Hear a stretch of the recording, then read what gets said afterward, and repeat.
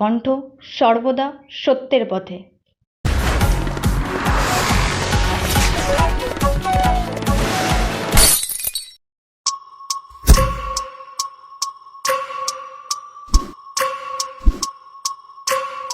এই 500তম দিন যন্ত্রণার দিন আমাদের। যারা সাদা খাতা জমা দিয়েছে তারা চাকরি পেয়েছে, র্যাঙ্ক জাম্প করে চাকরি পেয়েছে। এমন কোনো দপ্তর এই মুহূর্তে সব থেকে বড় খবর, রাজ্যের প্রায় 26,000 চাকরি প্রার্থী চাকরি বাতিল করেছে কলকাতা হাইকোর্টের ডিভিশন বেঞ্চ, যার জেরেই বিপাকে পড়েছে রাজ্যের নির্বাচন কমিশন।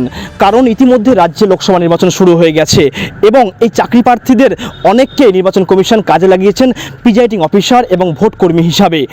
এখন দেখার বিষয় নির্বাচন কমিশন কাদেরকে নিয়ে ভোট করবেন, কারণ কলকাতা হাইকোর্ট জানিয়েছেন যে লোকসভা ভোটের আগে কোনো নিয়োগ করা যাবে না।